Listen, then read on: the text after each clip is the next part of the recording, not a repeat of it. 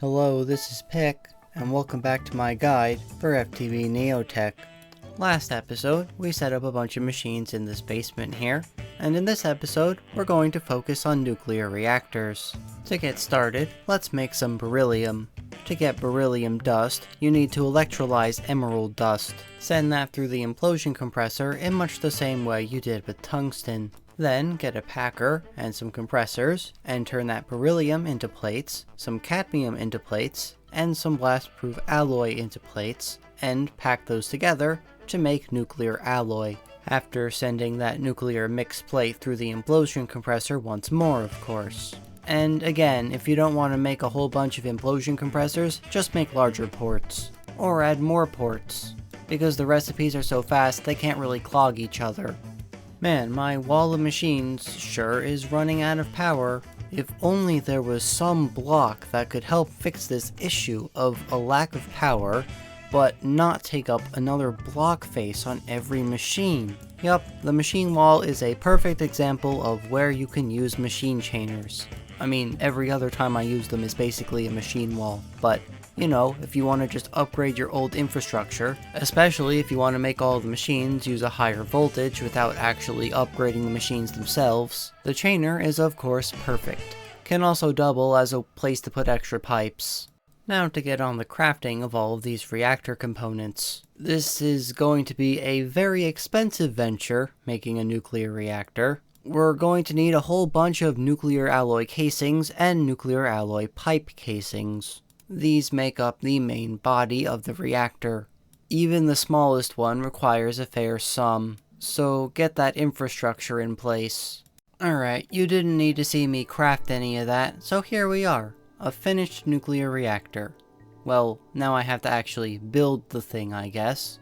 I guess I'll have to make some room underground. I'll be moving in the direction of the other base. This both makes logistics easier as well as just connecting the two bases. I also get to stay within my force-loaded claim chunks. Not that that really matters, I guess, if I ever leave the base between now and the end of the pack. But, you know, and again, easier logistics. So, you build the structure according to how it appears in the GUI.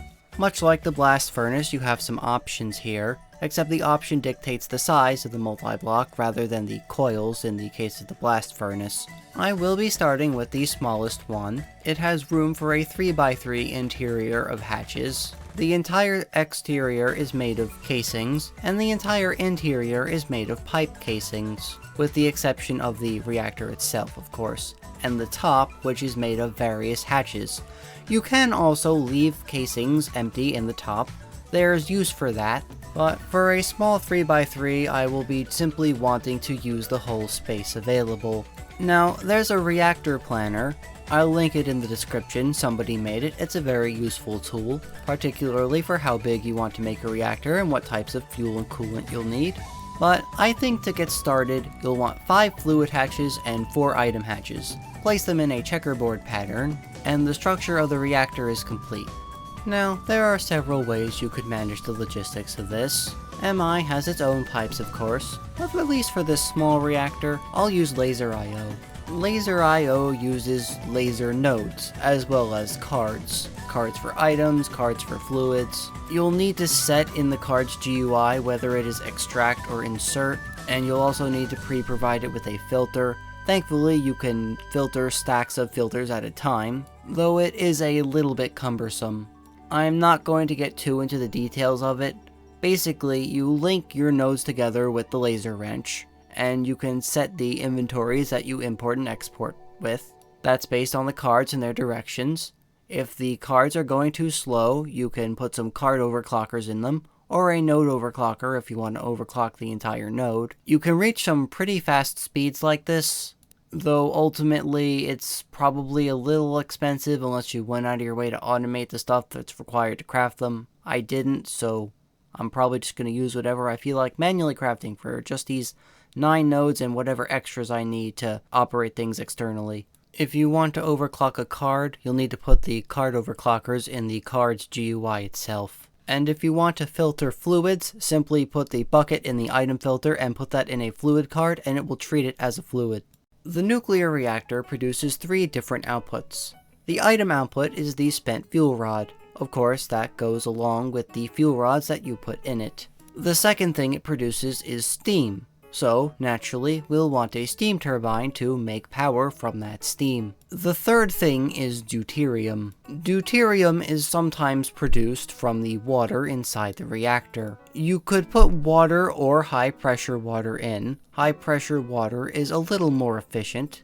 I believe you have a higher chance of getting deuterium if you put in high-pressure water, but the regular water is simpler to install. With the checkerboard configuration I set up, you'll produce a decent amount of energy. It's kind of a balancing act. I'll get more in depth into what reactors are going to be like later in the video, but for the time being we're just going to stick with this simple setup. It's easy, cheap, and gets you started. Also remember that you can use a redstone control module to turn off the reactor. That way you don't waste any fuel. When setting up laser nodes, there's an item called the card cloner.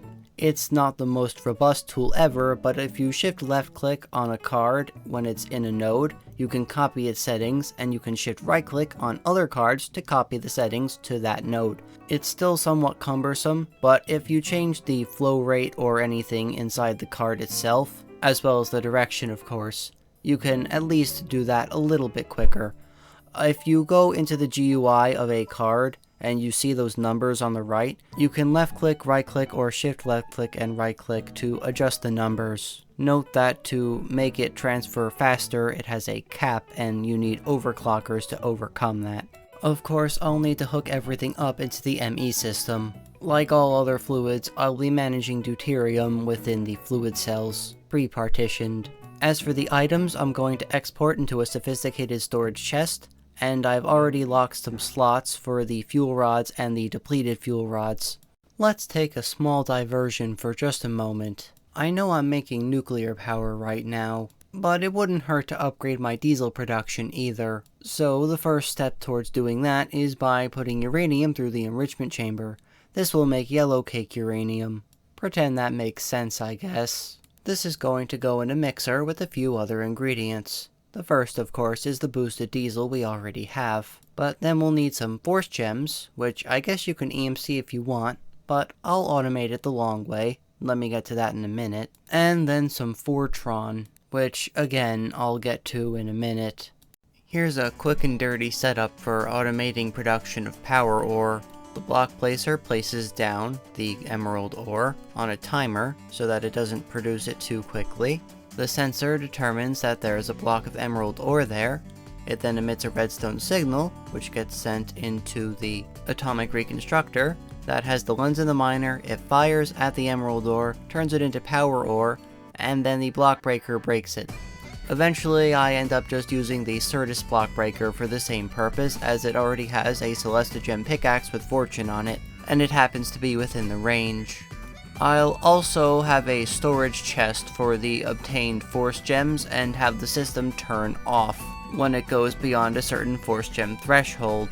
This does incidentally break the system when the system's threshold is surpassed, but it should run for long enough that I won't have to maintain it too much. Just set the threshold to a pretty high number, or better yet, hook up the level emitter to the block placer, I would imagine. A level emitter tells you how much of a particular item or fluid is in your system. It will emit redstone based off of that number and what settings you give it, and unlike previous versions of Applied Energistics, it doesn't use a channel. As for the Fortron, this isn't that difficult to make. You just need a coercion deriver and some lapis. So, make your coercion deriver, put the lapis in the slot, change the redstone setting, and there you go. Now with power and lapis you're making Fortron. And like everything else, I'll be importing it into the system. However, I will once again use level emitters to make sure I don't go beyond a certain threshold of Fortron in the system. Now we need to reprocess those used up fuel rods. There's still plenty of useful radioactive material in them. By sending our depleted rods through the centrifuge, we can get plutonium and uranium-238. Everything comes in tiny piles, so set up some packers to turn them into the full-size dusts. Then we can mix them together to make various grades of nuclear fuel. Other than the standard uranium, there are 4 other types. You have the low energy MOX, the high energy MOX, the low energy enriched uranium, and the high energy enriched uranium. Each one has a different amount of isotope required, as well as a different power output, or rather should I say neutron output. Again, I'll get to the specifics on nuclear energy later. The starter reactor doesn't produce an absolute ton of the plutonium needed, but it's enough to get you off the ground. You can probably get away with just using the low energy MOX fuel, which is what I'm going to do. The enriched uranium requires uranium-235, which is quite rare, and you don't get a whole lot of it. In fact, to get a whole lot of it, you'd have to waste your initial nuclear fuel. So it's much easier to go for the plutonium option, as you need tons of plutonium anyway. Another note is that you can't overclock the centrifuging of fuel rods, so you're going to want several centrifuges in order to speed up production, as well as time torches, of course.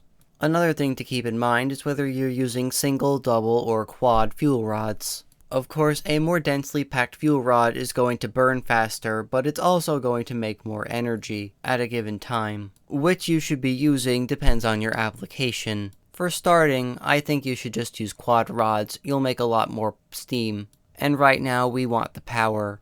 I'm running kind of low on raw materials, especially with all of this vacuum freezer sharing I have going on upstairs. So to help alleviate that, I'll set up some more heat exchangers. Heat exchangers can accept cryofluid and a hot ingot and make a room temperature ingot, as well as the argon and helium that went into it for a good rebate. Not that argon matters when I have infinite of it, but I guess having a bit of extra helium is nice. In any case, make sure you have your inputs and outputs on the correct sides, and that you have two fluid outputs so that you can get both the argon and the helium back. This process is extremely quick. However, while the implosion compressor is also a fast machine, I don't want to share recipes with the heat exchangers. They're usually going to be used for things that you want in high demand. You know, stainless steel, platinum, etc. So I think it's just better to give them all their own machine, and it's pretty easy to afford that at this stage.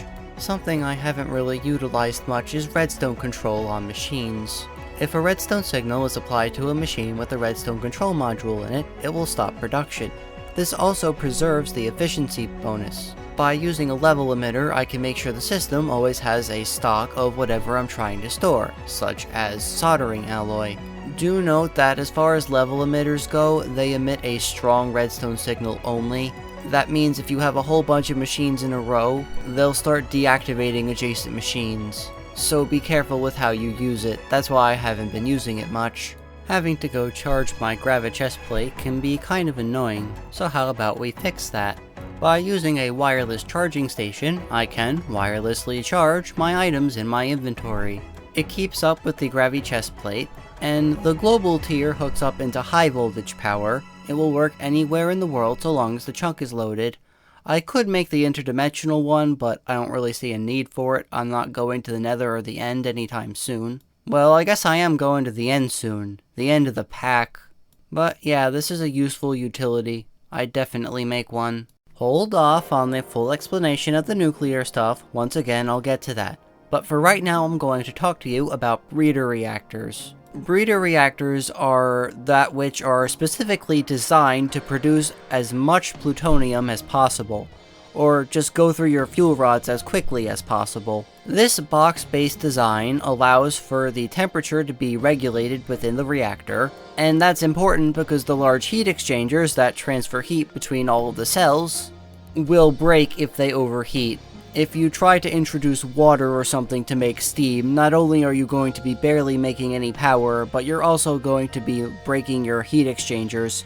Heat exchangers don't take any durability damage so long as their temperature threshold isn't surpassed. So yeah, I made a large one here. You could make an extreme one, but we're not going to need that much, so this is good enough. I'm actually also not going to be using it just yet. I'll turn it on for a few cycles, but then I'm turning it back off. I'm going to use a level emitter to regulate the amount of plutonium I'm producing. That way I save on the uranium and can use it for other reactors. The thought never occurred to me, but you can put ports in the center of the blast furnace. This means the sandwich method works very well even when you have extra ingredients on the input and output.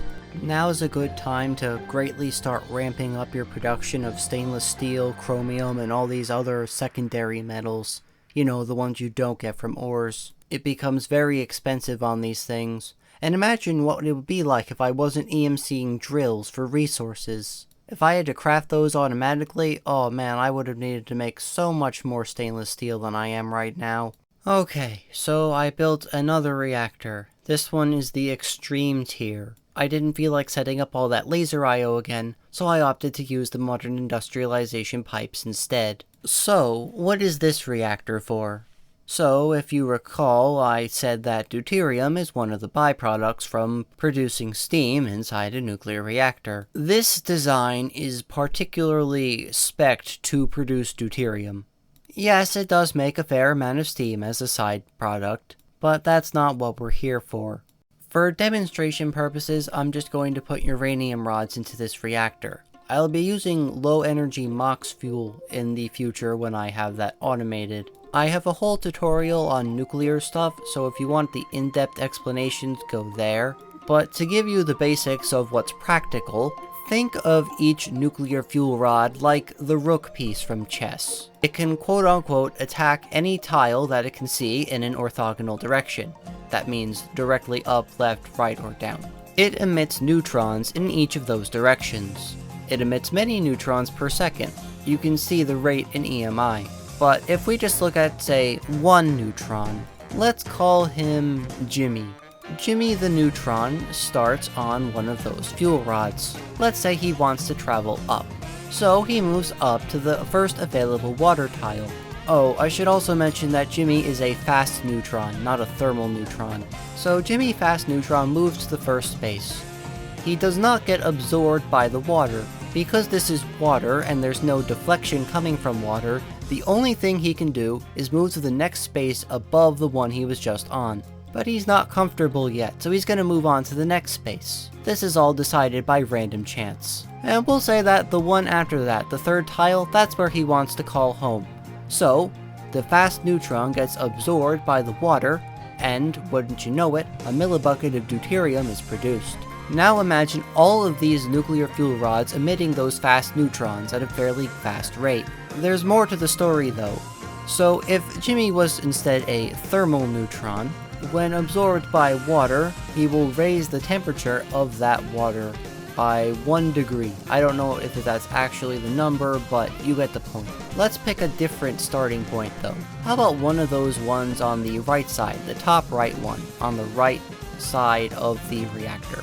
And let's say Jimmy wants to travel down. Well, if Jimmy the fast neutron travels down a space, he doesn't like where he is, he travels another space and also doesn't like where he is, and then he hits that fuel rod right below him. While there is a chance he can just pass through it, if he gets absorbed by that fuel rod, it will emit more neutrons in all of the other directions.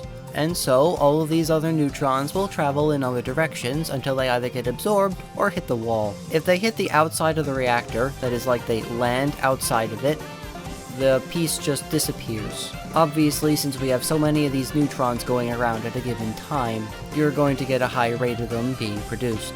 You also want to make sure that every water tile can quote-unquote be seen by a rod. Otherwise, the tile is doing basically nothing. Unless maybe heat is being shared. For your purposes, this probably is enough information. I'll just quickly say that if you were to put a plate, like a carbon plate, into the reactor, it has a chance of transforming the fast neutrons into thermal neutrons or vice versa. It can also deflect it into different directions. Some people might line the outside with these plates. The point being though, this design is efficient and every water tile can be seen by a nuclear fuel rod. I shouldn't have to explain how to make those MOX fuel rods at this point, so, mix it together, put it in the blast furnace, and then turn it into rods, and then turn those into fuel rods with all the crafting components that you need. Oh, and if you need more helium, you can make it by speeding up your oil production. Alright, let's make some iridium plates. These are made by combining the blast-proof alloy with the iridium ingots. Surprisingly, iridium can be smelted in a regular furnace. Its rarity makes up for that, I guess. More importantly, you're making these mixed ingots. They are edible, by the way. A delicious Oreo or ice cream sandwich or whatever you want to call it. Put that through the implosion compressor and there you go, iridium plates. Time to knock some more quests out. It's pretty much just grinding. I have to make a whole bunch of storage components, make a whole bunch of cryofluid, which I already have, as well as some empowered emeradic crystals. So, as usual, I'll spare you the details and skip to when I finished all of these quests that you don't really need me to help you with. Though I guess real quick I'll just tell you about the Empower. You can put a whole bunch of hoppers on it and it'll work pretty much fine. And then have a filtered pipe outputting the empowered emeradic crystal blocks. Be sure to do it in blocks though, not just crystals. This will save you tons of materials and crafting time. Not that materials are expensive, I guess, given we have EMC, but you know. Alright, there you go. Quick redstone control on this thing. Makes plutonium, stops when it's full. You get the picture. The particularly good quest reward here is a creative tank of shale oil. This means I don't need the oil drilling rig anymore. I can hook the distillery right up to the creative tank. While I did use storage buses for the other fluids, also I did claim the nitrogen tank. I'm just going to stick this one on the distillery because you don't need shale oil for anything else. Should probably also start making more steam turbines, so thankfully since they can share walls, it's pretty cheap to do this. Now that I have creative tanks for both nitrogen and argon, there's pretty much no reason for me to keep around the vacuum freezer that was producing liquid air. In its place, I'll be making rubber. By putting styrene butadiene into the vacuum freezer, you can make stacks of rubber sheets at a time. Just because I can, I'll also upgrade the steam boiler into its final tier. This will greatly increase the rate at which I'm producing high pressure steam, which makes an absolute ton of steam for power. I don't know exactly how much one makes, but it's probably comparable to a small reactor. Maybe an inefficient one, but oh well. It's still nice to have this because it's more than suiting my needs, alongside everything else. Okay, we have a final goal for this episode, a quantum circuit. To make one of these, I'll need plutonium batteries. Now you see why I wanted that plutonium, don't you? As well as the automatic production of superconductor cables and all that other stuff. The next thing I need is tritium, so what did I do? I made another max-size reactor. And this stuff is pretty expensive, so if you want to cheap out and go for a large size, go ahead. Just remember my rules about having fuel rods be able to see every water tile. If you want to use high pressure water, you can. I don't really care to. So, by putting a filter upgrade into mechanism pumps, and of course giving them some speed and energy upgrades alongside that, and maybe some time torches to speed it up, they'll pump out heavy water instead of normal water. This has to be centrifuged into the modern industrialization heavy water, but it works in the reactor. Much like regular water produces deuterium, this time heavy water produces tritium, as heavy water is deuterium instead of hydrogen. You could make some heavy water if you wanted from all the deuterium the other reactor is making, or you could have even made a half and half style reactor. You don't need one fluid throughout the whole thing if you don't want, but ultimately this will make tritium, and tritium is something we're going to need in decent supply. Not too much for these quantum circuits, but later in the next episode we will definitely be using it. While this reactor is great and all, it goes through heavy water extremely quickly. So remember the same principle we had before with the heat exchanger and the pressurized water? The same thing can apply here with this heavy water. Simply pipe in heavy water steam, pipe out heavy water, and then use regular water to make regular steam. Of course, filter all of your slots beforehand so you can manage the I/O, but this thing will pretty much make sure that we always have a lot of heavy water being recycled. I do recommend voiding the excess steam though so it doesn't clog up. We're here for tritium, not steam, though I should probably make a few more turbines at some point to make use of all the steam, of course. Just a few crafting components to go.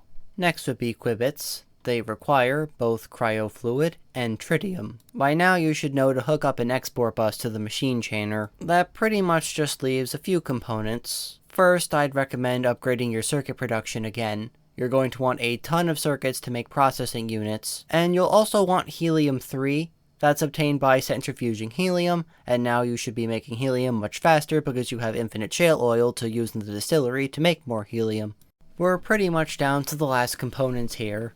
These things are rather expensive, as you would expect. I won't be using these circuits this episode, but like before, it makes for a good capstone. You'll definitely want a lot of infrastructure for the final push. If nothing else, I hope that you get out of this that you need a ton of circuits. Like, you're gonna want several assemblers making them, maybe even a few industrialist villagers to shore it up, large buffers on all the crafting components, and of course a lot of speed upgrades on your quarries, with at least 8 available slots to put ores in each, for the bronze and steel ones. But yeah, I guess that wraps things up for this episode. We pretty much are almost at the end. I know, the last 2 series were 14 episodes each, and this one's only going to end up being 10. I don't know if I'm going to do all the nothing quests. I don't feel particularly inclined to do that. They're not very exciting. But we still have a few things to go for next episode. So, with that, this has been Pick. I'm glad to have seen you, and I hope to see you again.